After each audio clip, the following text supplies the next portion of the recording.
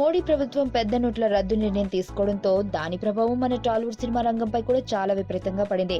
దీంతో పలానా top celebrity దగ్గర ఫలానా భారీ మొత్తాలు చిక్కుకుపోయాయంటూ గత కొద్ది రోజులుగా సోషల్ మీడియాలో రూమర్లు హడావిడి విపరీతంగా పెరిగిపోయింది.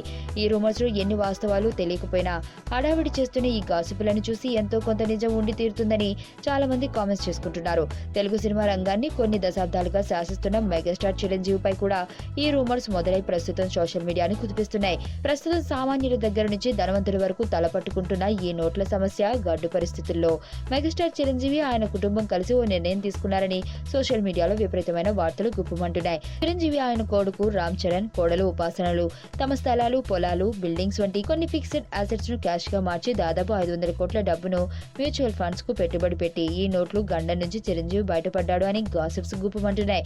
అయితే స్టాక్ మార్కెట్ రెగ్యులారిటీ అయిన సెబీ అండర్ లో నడిచే మ్యూచువల్ ఫండ్స్ లో ఇంత భారీ మొత్తం వైట్ ఇన్వెస్ట్మెంట్ గా పెట్టుబడి పెట్టడం అంత సులువైన పని కాదు. అదేవిధంగా ఇంత పెద్ద పెట్టుబడి ఎందుకు రిస్క్ తో కూడుకున్న పని? అలాంటి పరిస్థితుల్లో ఇలాంటి రూమర్స్ ఎవరో మెగా కుటుంబం అంటే గిట్టని వారు ప్రచారంలోకి తీసుకొచ్చినట్లు మెగా కుటుంబ సన్నిహితులు అంటున్నారు.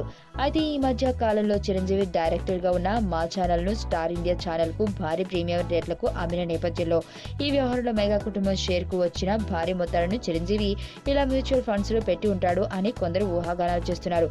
ఈ విషయంలో నిజాలు ఎన్నున్నాయో తెలియకపోయినా ప్రస్తుతం హడావిడి చేస్తున్న ఈ రూమర్స్ మాత్రం ఫిల్మ్ నగర్ లో హాట్ టాపిక్ గా మారాయి.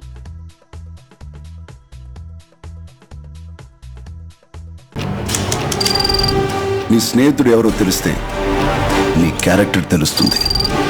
నీ శత్రువు ఎవరో తెలిస్తే నీ కెపాసిటీ తెలుస్తుంది.